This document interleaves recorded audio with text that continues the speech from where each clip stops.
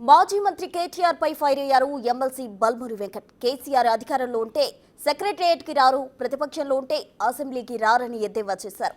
కేటీఆర్ కు దమ్ముంటే అసెంబ్లీలో చర్చ కోసం కేసీఆర్ తో స్పీకర్ కు లేఖ రాయించాలని సవాల్ విసిరారు.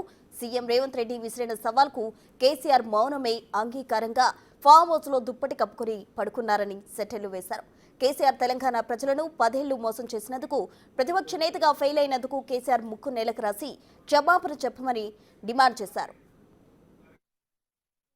ఏదైతే ఎమ్మెల్యేలుగా మనని ప్రజలు ఎన్నుకున్నప్పుడు ప్రజల సమస్యలపైన, ప్రజలకి రావాల్సిన తెలంగాణ జరగాల్సిన అభివృద్ధి పైన చర్చించడానికి అసెంబ్లీ వేదిక ఉంటుంది.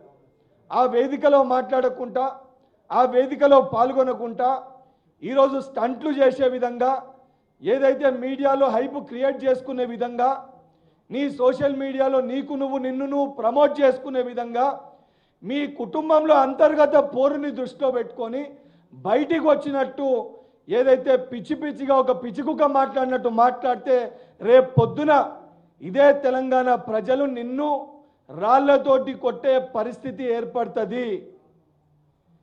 మళ్ళీ చెప్తున్నా, నిజంగా నీకు బాధ్యత ఉంటే, చిత్తశుద్ధి ఉంటే ముందు బయట ప్రజలకి మాకు చెప్పుడు కాదు, మీ కుటుంబంలో ఉన్న మీ నాయనకి చెప్పి, నీ పైన ఏదైతే అన్నీ కూడా మాట్లాడుతున్న నీ చెల్లెకి వాస్తవాలన్నీ, నీ కుటుంబాన్ని చక్కదిద్దుకొని మీ నాయనని తీసుకొని అసెంబ్లీకి వచ్చి చర్చలో పాల్గొనమని చెప్పి, అప్పుడు దాని తర్వాత నువ్వు మాట్లాడిన మాటలకు ఏమన్నా శాంటిటీ ఉంటుందని చెప్పి కేటీఆర్ని హెచ్చరి